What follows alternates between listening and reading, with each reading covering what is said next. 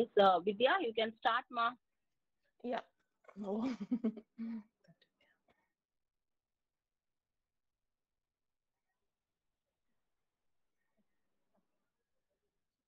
There is not a drug on earth that can make a life meaningful. A beautiful quote by Sarah Kane. Myself, Mrs. Vidya, Department of Anatomy, Lecturer, Faculty of Allied Sciences, Dr.M.G.R., Educational and Research Institute. A warm greetings to everybody who has joined us today.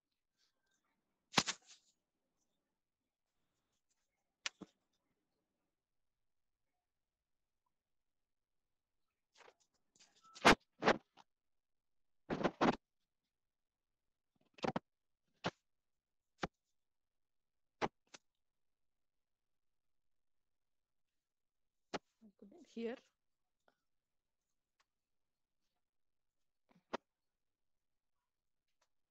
Mhm.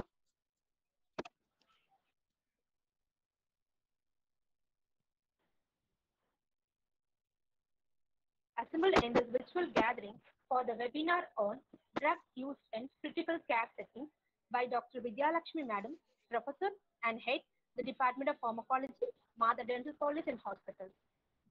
Generally speaking, drugs are considered to be a chemical and toxic substances, but still, for a life-saving situation, we are rely upon the chemical agents.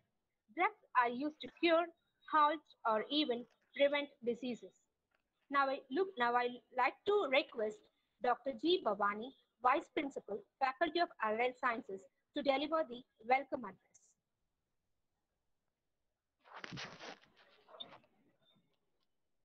Wonderful morning to everyone present here.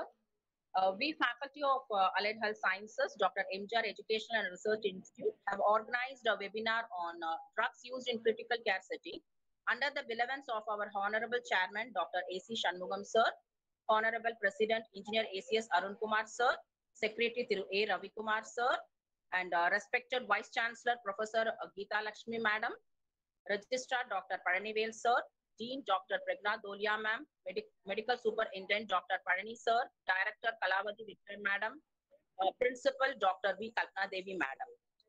It's really a glorious moment to extend my warm wishes on behalf of Faculty of Allied Health Sciences to convey my heartfelt gratitude to Dr. Vidya Lakshmi Madam, Professor and Head Department of Pharmacology, Mada Dental College and Hospital.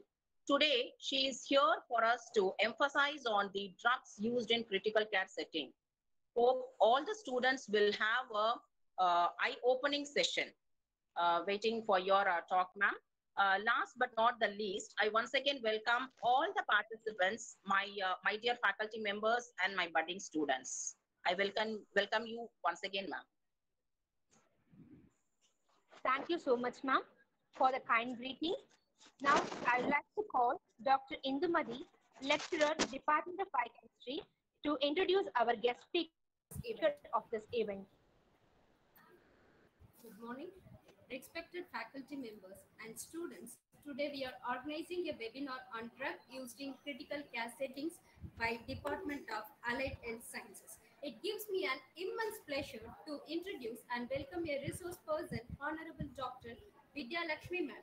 She is working as professor and head Department of Pharmacology, Mother Dental College and Hospital. She completed her post-graduation in Institute of Basic Medical Sciences Ceremony in 1996 and in a PhD in 2011 from Meenakshi University. 24 years of teaching experience in pharmacology for dental, nursing and physiotherapy students from 1998 to 2012. Worked in Meenakshi Dental College and from 2012 to till date attached with the Mada Dental College and Hospital. She published research papers in national and international journals. She worked as an editorial board member in Mada Dental Times and in International Journal of Pharmacogenesis. And she organized continuous medical educational programs and a member in Institutional Human Ethical Committee. I welcome again Dr. Vidya Lakshmi Madam for today's section. Thank you, ma'am. Thank you. Shall I take over? Yes, ma'am. Yes, ma'am. Thank you. Good morning, everyone. Thank you so much for the introduction, Dr. Vidya, Dr. Indumati, and another biochemistry staff. Okay. And first of all, I like to thank the management of Dr.M.G.R.E Educational and Research Institute and all the faculty members of Allied Health Sciences and Dr. V. Kalpana Devi ma'am, Principal, Allied Health Sciences, and Vice Principal, Dr. Bhavani ma'am, for giving this wonderful opportunity for conducting a webinar to allied health professionals. Thank you so much. And these allied health professionals are the emerging field, and you people are having utmost importance in all the areas, important management departments like laboratories, ICU, emergency, nephrology, pulmonology units, and everywhere you people are inevitable. And this, I sincerely hope, today's webinar, that is drugs used in critical care settings, will introduce you to the concepts of medicines, essential medicines, which are used in emergency settings, that is critical care settings. And most of you people are posted in ICUs, NICU, and pediatric ICU, in these departments. I hope this will be what helpful for your future career. Okay. Shall I share the screen? Yes, ma'am. Yes. Yes, Yeah. please. Thank you.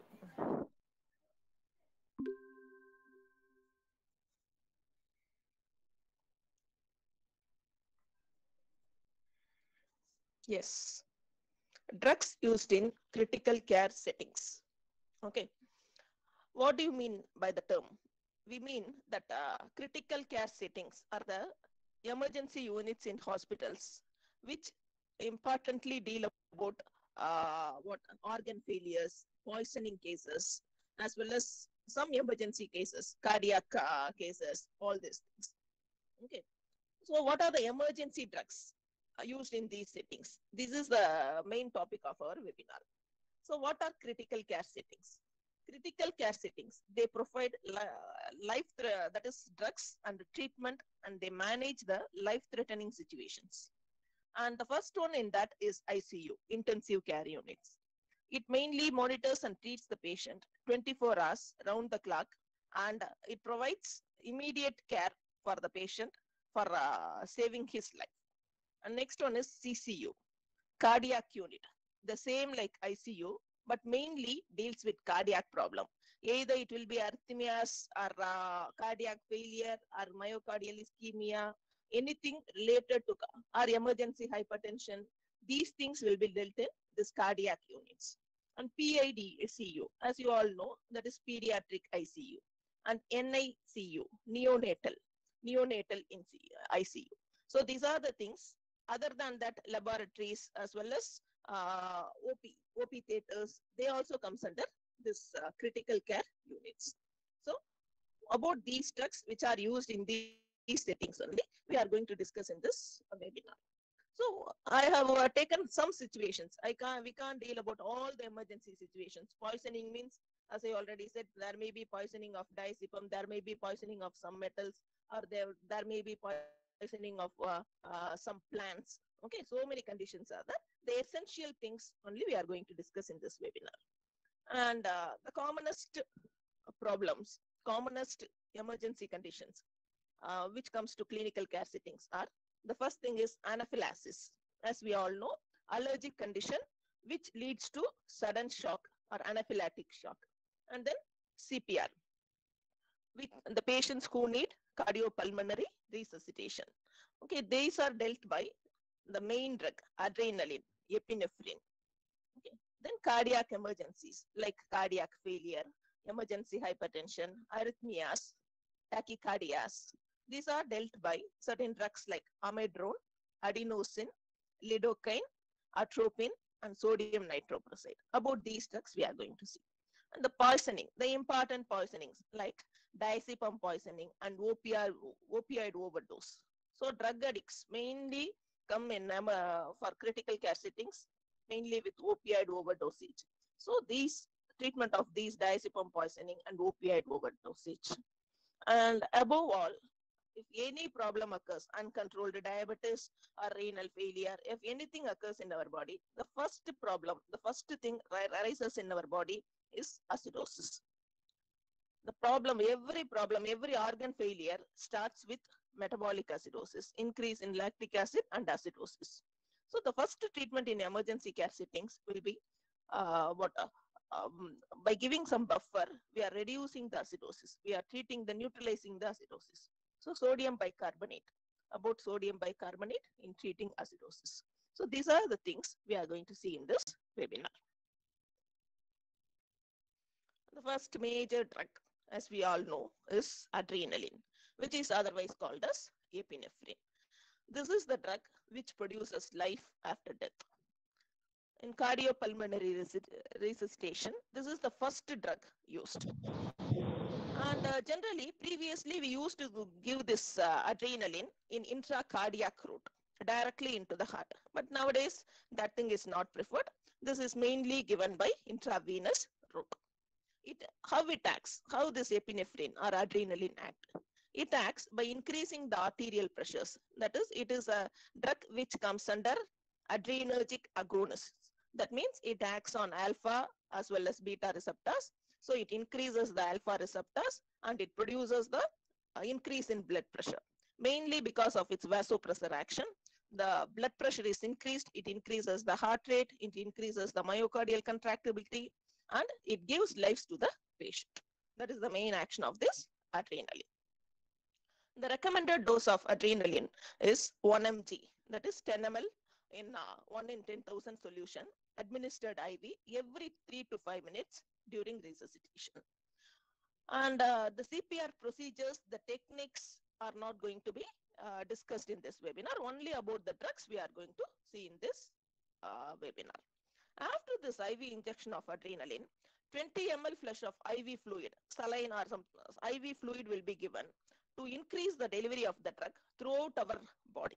So after giving the drug, immediately 20 ml flush has to be given, flush of saline has to be given to increase the distribution of the drug throughout our body.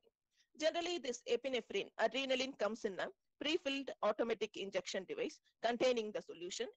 This will be kept in emergency care settings for immediate treatment. The another important use of adrenaline is in anaphylaxis. Anaphylaxis is immediate hypersensitivity reaction, allergy reaction, which occurs immediately with all the symptoms. It may lead to fatal condition immediately. That type is called as anaphylaxis or anaphylactic conditions. That may be due to either food substances or insect stings, bites, drugs, or due to some shock, electric shock. These are the things generally which produces this anaphylaxis. Epipen, you may heard about this Epipen. Yeah, this is the thing which has to be available in all the emergency kits. Not only in the medical emergency, even in dental emergencies, in any healthcare professional should know about this Epipen. So what is this Epipen? This Epipen is adrenaline, Epipen loaded epinephrine, which has to be given by intramuscular route. So generally it is given in the thigh area. Why it is given in the thigh area? Because as we all know, thigh is the area which has got a good muscle mass. The absorption will be better and especially it will produce us immediate effect. For anaphylaxis reaction, adrenaline is available and it has to be given by intramuscular route. So these two are the important uses of epinephrine or adrenaline. Next, we are going to see about the cardiac emergencies, cardiac drugs used in cardiac emergencies. So before understanding about the drugs, just some basics about this. What are the common cardiac problems? The commonest one is supraventricular tachycardia. So what is this supraventricular tachycardia? It is the improper electrical activity in the heart which causes an accelerated heart rate. The heart rate will be increased. In simple terms, increase in heart rate. As we all know, the normal heart rate is 60 to 100 per minute. 60 to 80 per minute, that is considered to be very normal. Even 100 is okay. If it if the heart rate goes beyond 100. So that condition is called as supraventricular tachycardia. Above the level of ventricles, anything which may be due to, which may occur, any problem in the heart above ventricles, that is called as supraventricular tachycardia.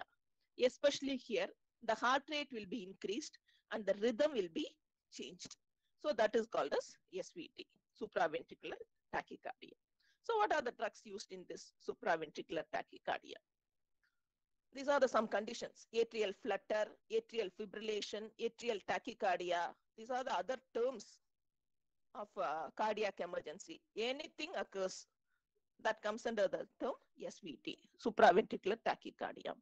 So generally in bradycardia as well as in tachycardia, certain to increase the vagal action, certain measures, that is this Valsalva techniques will be used.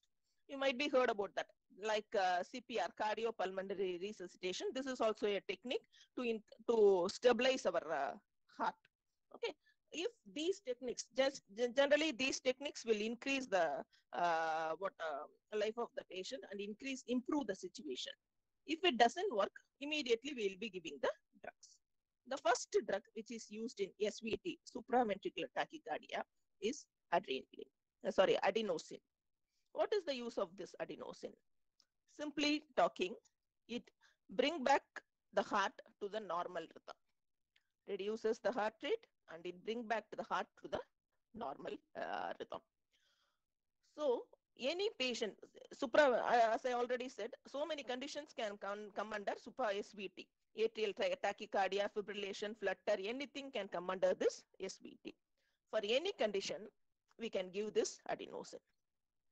So later on, we are going to see certain cardiac drugs, which has to be given only in certain conditions. And sometimes it will increases the contraction of the heart or conduction of the heart, like some problems will arise. But these adenosine can be given any problem which comes under SVT. It is considered to be the safe drug for SVT, supraventricular tachycardia. How this adenosine is given? First, it is initially administered as 6 mg IV rapid push bolus, followed by a normal saline. As I already said, normal saline is given for increasing the distribution. Within seconds, approximately within 10 seconds, it brings back the heart to the normal rhythm. So if it doesn't happen, if tachycardia still persists, means another administration, that is re-administration of adenosine, 12 mg can be given up to 2 times. So first 6 mg IV can be given, and the duration of the onset and duration of action is just 10 minutes, 10 seconds. If positive effect doesn't occur within 10 seconds, we can give another increased dose of this adenosine. This adenosine is also available in the form of pre-filled syringe. You can see in the picture, 6 mg adenosine and 12 mg adenosine can be seen. And maximum within 30 seconds, you can see the time. Within 30 seconds, it will try to normalize the heart. It will reduces the heart rate, tachycardia, and bring back the heart to the normal rhythm. The next thing is Amidron. If adenosine fails, the next thing is Amidron. We will try with Amidron. Especially, this Amidron is helpful in pulseless ventricular tachycardia. As the name indicates, especially in ventricular, which is otherwise called as VF, ventricular fibrillation. In pulseless ventricular tachycardia, we will be using this Amidron. It is defined as that is absence of any organized electrical cardiac activity. In SVT, the increase in heart rate will be there, but it won't affect so much the rhythm. But in fibrillation, VF, ventricular fibrillation, there will be increase in heart rate with absence of organized cardiac activity. That means the rhythm will be completely changed. Finally, it produces arrhythmia, arrhythmia. That is the main problem of this ventricular fibrillation. First, early defibrillation will be done by 150 to 360 joules. So what is this 150 to 360 joules? In movies and all we have seen, if anything related to cardiac problem occurs, they will give shock, that is direct cardio conversion. By giving this shock, they will try to revive the heart. They will try to stabilize the heart. So these things will be tried first, and afterwards, after the third shock, if it is not effective, we will be giving IV epinephrine, that is adrenaline plus IV amidron. 300 mg of IV amidron will be given.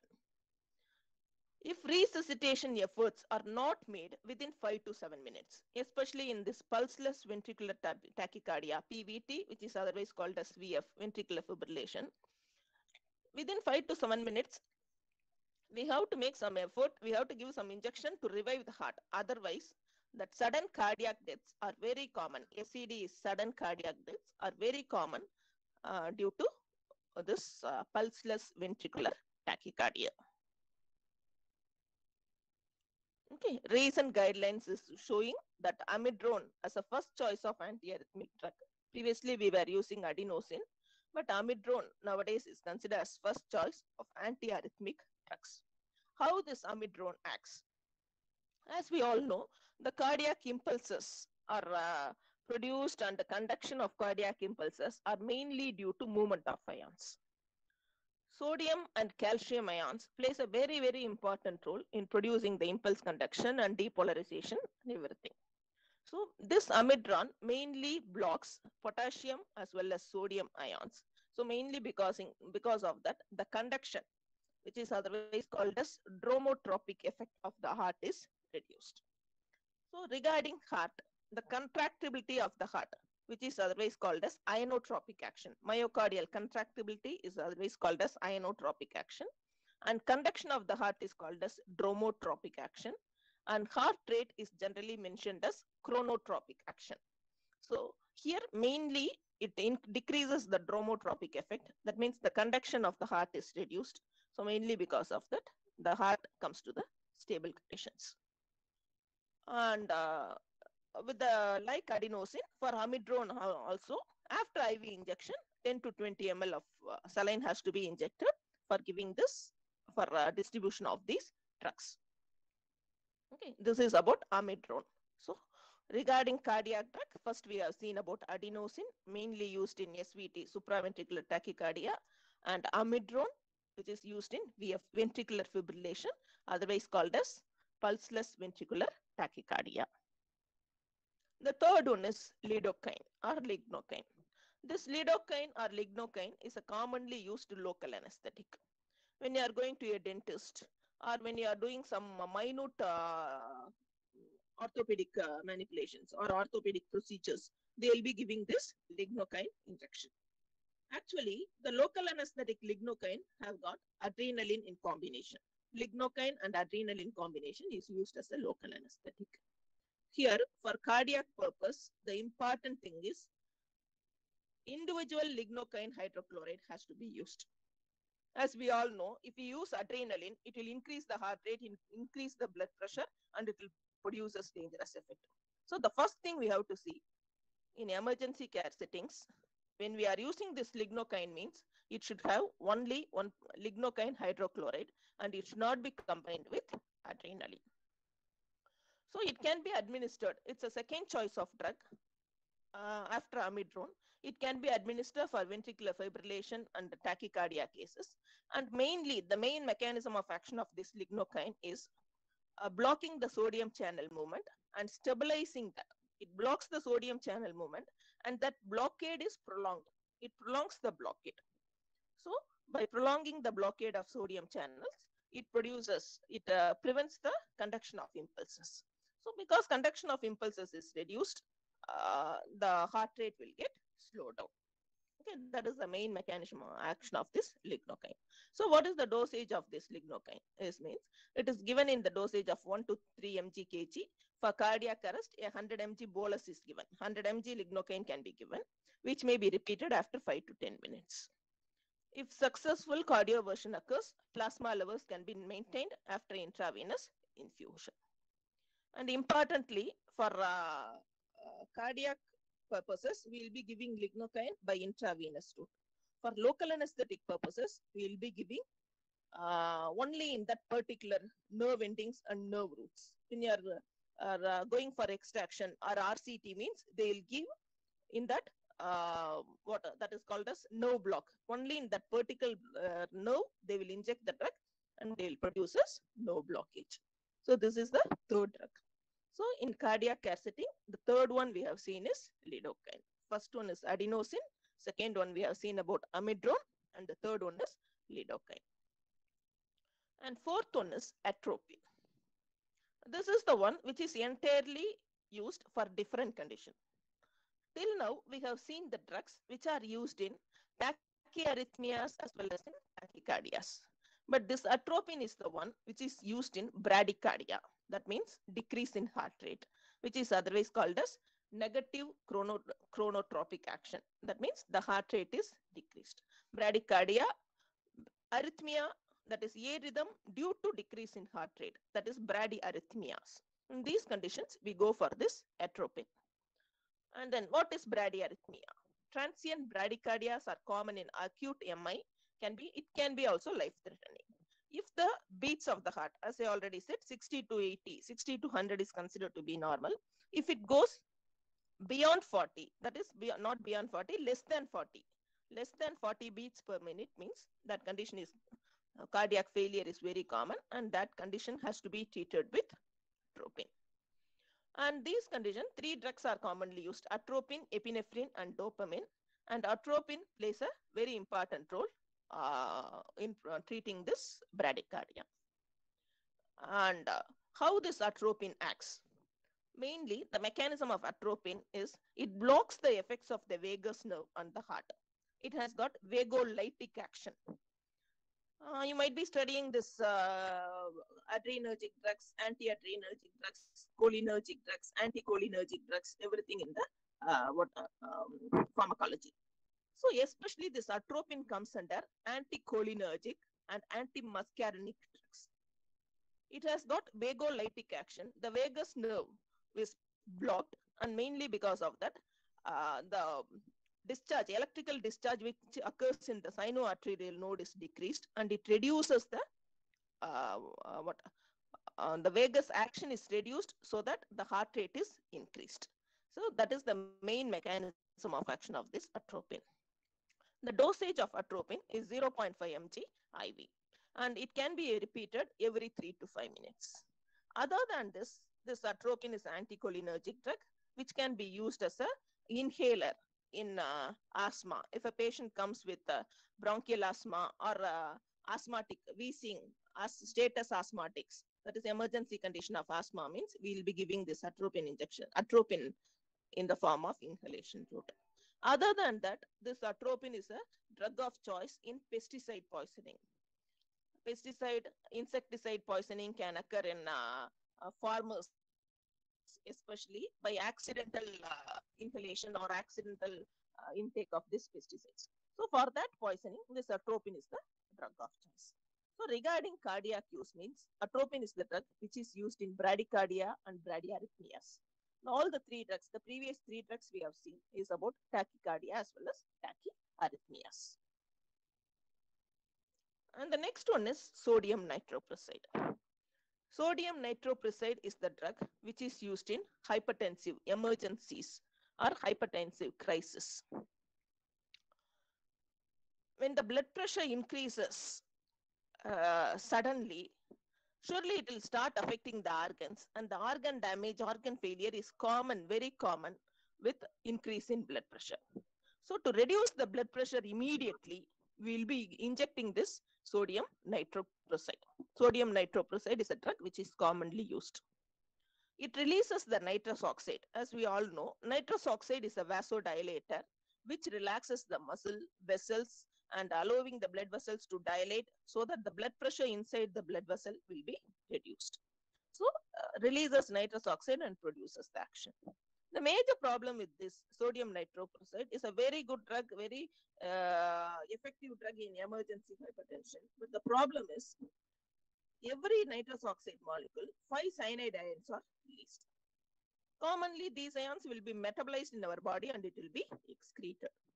In case of overdosage of nitroprusside, cyanide poisoning is the another major problem occurs with this nitroprusside. So the usage of nitroprocyte has to be very careful. The initial dose is 0.5 microgram, not milligram, microgram per kg per minute, and this should be increased every 2 to 3 minutes. And when you give overdosage, immediate hypotension occurs. The blood pressure lows, and further complications due to that also arises. So the dosage of sodium nitroprusside has to be very careful in regard to cyanide poisoning as well as in regard to hypotension.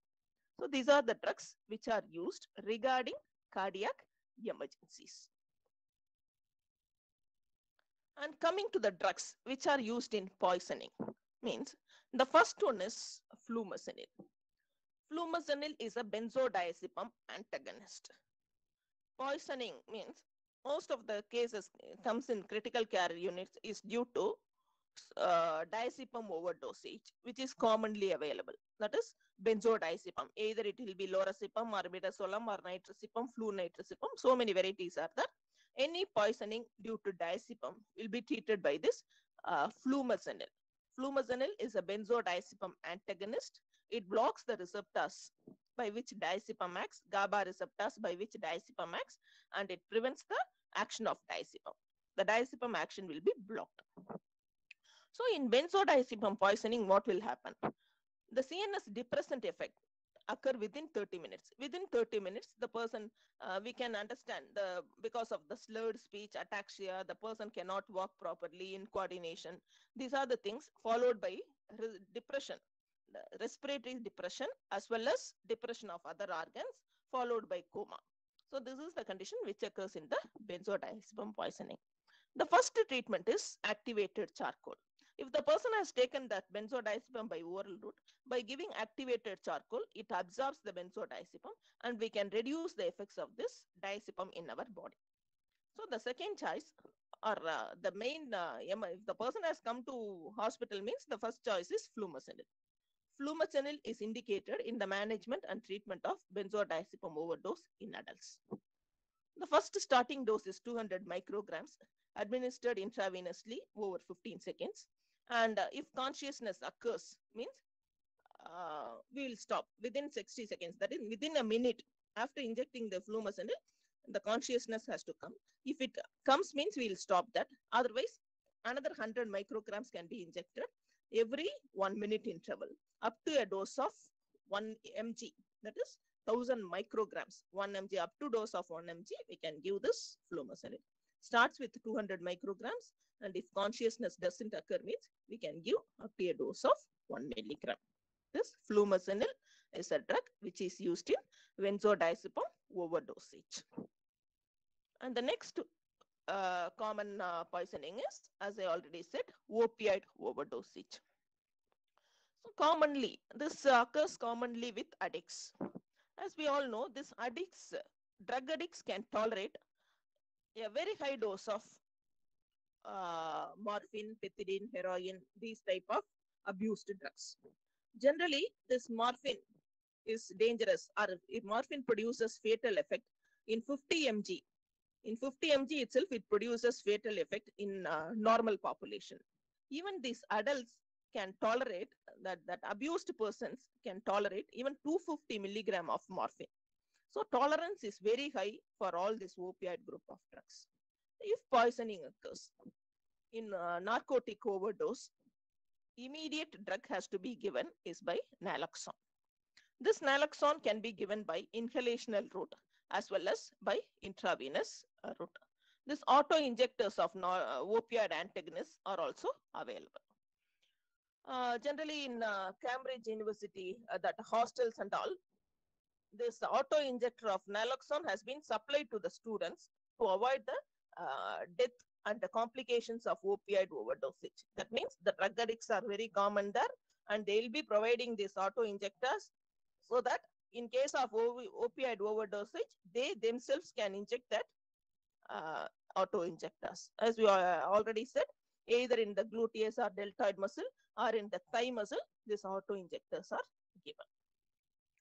This naloxone can block the effect of morphine, dimorphine, codeine, pethidine, heroin, dextropropyl, and methadone. So overdosage of any of these drugs can be blocked by this naloxone. So the naloxone is also given by inhalational as well as intravenous route. Generally, in not in emergency condition, we go for inhalational route. In emergency conditions, we will be given only by injection route. 2 mg for 0.5 ml intramuscular route is given. This naloxone is given. These are the under poisoning. These are the two drugs which are very commonly used in critical care settings. The next one is sodium bicarbonate. As I said, most of the problem, organ failures, are due to acidosis, metabolic acidosis, which occurs in our body. So it is indicated sodium bicarbonate is a very common substance which is available commonly in market. So even the sodium bicarbonate is used as antacid for increase in that we are having this gelusil, digene, all this antacids. No, in this the sodium bicarbonate, aluminum hydroxide will be available, very commonly available thing. But this sodium bicarbonate injection is a life-saving thing in metabolic acidosis condition. Normal pH is around 7.45. If the pH is reduced less than 7.3, if it goes beyond that or less than 7.2, the heart is susceptible to ventricular fibrillation and other arrhythmias. If acidosis occurs and if pH is reduced in our body, immediately it starts affecting our organs. And the first one which gets affected is our heart. So what happens in this acidosis? This acidosis may be due to uncontrolled diabetes or renal failure patients, or in dialysis units. In everywhere this acidosis can occur. So what happens in this acidosis means excess amount of lactic acid is produced during low perfusion states. If our cells doesn't get enough oxygen, it produces excess amount of lactic acid, and that lactic acid is the main reason for producing acidosis. This sodium bicarbonate is used as a buffer. It neutralizes this lactic acid, and it converts the lactic acid into carbonic acid. That carbonic acid will be later on converted into carbon dioxide and water, and it will be excreted by our lungs. Through ventilation, that carbon dioxide will be excreted. So generally, there is a calculation for giving this sodium bicarbonate. First, acid-base status will be they will check the acid-base status of the patient. So how that acid level is there, like that they will check. Accordingly, they will be giving the dosage. So 0.2 into weight, that is weight of the patient into base deficit. Like that, they will be 0.2 milli equivalent into weight into base deficit. This is the formula which is used for giving this sodium bicarbonate. If acid-base status is not available, dosages should be calculated like 2 to 5 milli equivalent per kg IV infusion over 4 to 8 hours. It will be given to reduce as the metabolic acidosis. So acidosis is the major problem which is the underlying reason for organ failure and other emergency conditions. So first we will be treating this acidosis by sodium bicarbonate. So we have seen about certain important medications which are used in critical care settings. Other than that, some more examples for emergency drugs. Status asthmatics is another common problem where the person will come to the ICU unit. For that, we will be giving inhalational salbutamol and injection hydrocortisone. Hydrocortisone is a steroid. Hydrocortisone, methylprednisolone. These are the other steroids which are commonly used in critical care settings. So salbutamol and hydrocortisone like steroids are used in status asthmatics. Excuse me, ma'am. Yeah, ma'am.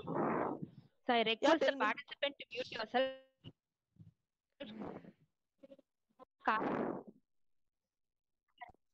Please mute yourself.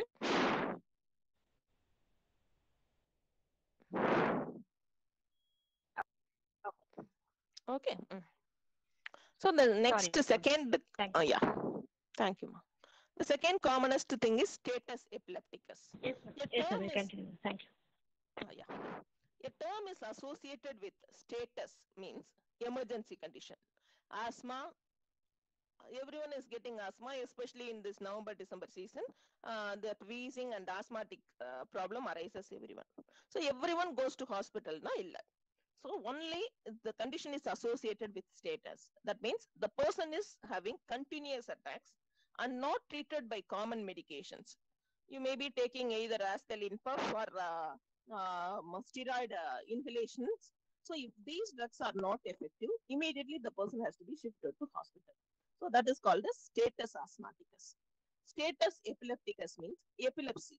If the epileptic condition continues for more than 15-20 minutes. Generally, epilepsy means the attacks will be there maximum for 2 to 3 minutes. In between, the person will have a gap. But if the attacks are continuous, even up to 15 to 20 minutes, the person has to be immediately shifted to hospital. So that is condition is called a status epilepticus. So for that, immediately they will give you IV diazepam and phosphonitoin like anti-epileptic drugs. And then metal poisoning, either iron poisoning or cadmium poisoning, copper poisoning. For these poisoning, we will be giving certain drugs. And then, and another commonest thing, MI, myocardial infarction, angina pectoris. So immediately we will be giving anti-anginal drugs, that is nitrates, as well as heparin. So anticoagulant, heparin injection will be given. So these are the other some more emergency drugs which are used in critical care settings. So the important one which we should have some concept about the drugs have been discussed in this seminar. Okay, thank you so much for your patient listening, and thank you for once again. I thank the management for giving this opportunity. Thank you. Thank you, ma'am. That was an indeed fascinating and informative speech, ma'am. Thank you. Thank you. I request the participants to ask their doubts and can post your questions in the chat box.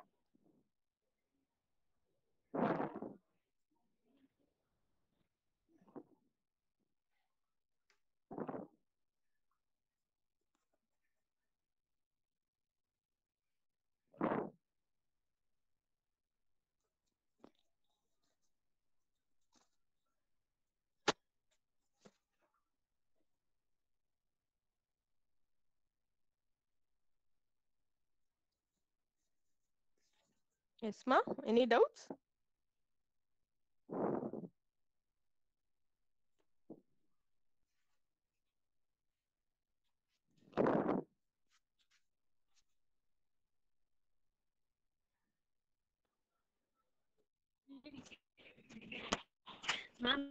Ma'am, small doubt, ma'am.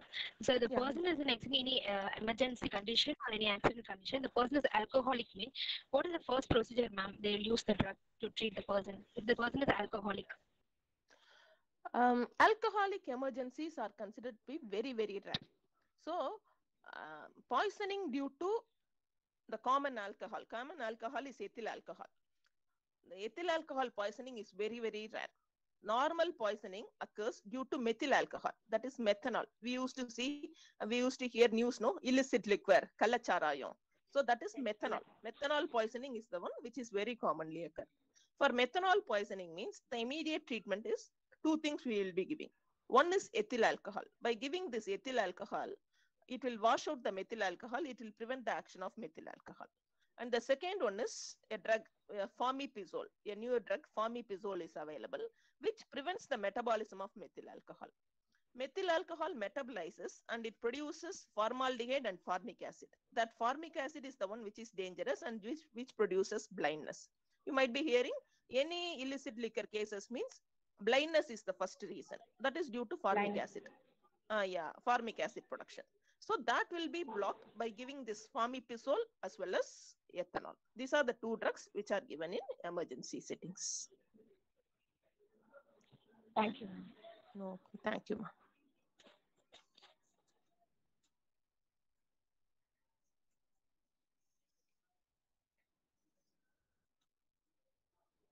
Okay, now I'd like to call upon Mrs.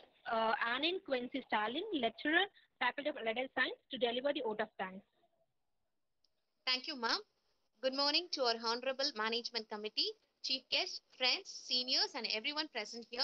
It's my privilege to propose a vote of thanks on this webinar, and it's time to acknowledge everyone at its juncture.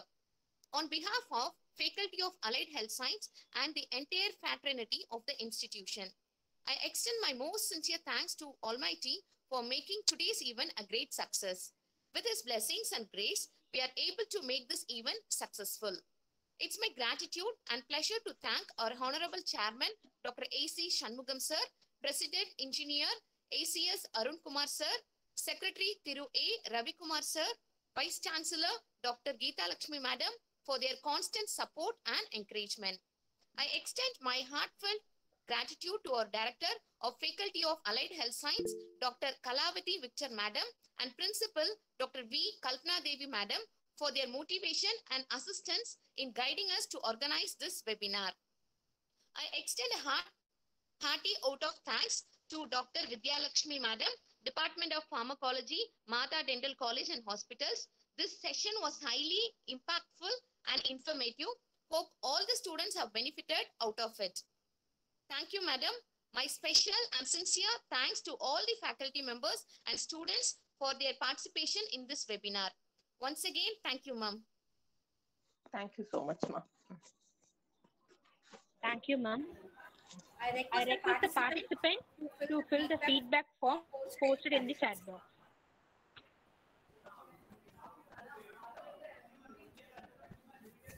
Can I leave, ma'am? Yes, ma'am. We like to thank everyone who helped us to make this event a grand success. Once again, thank you, ma'am. Thank you so much. Thank you all. Ma'am.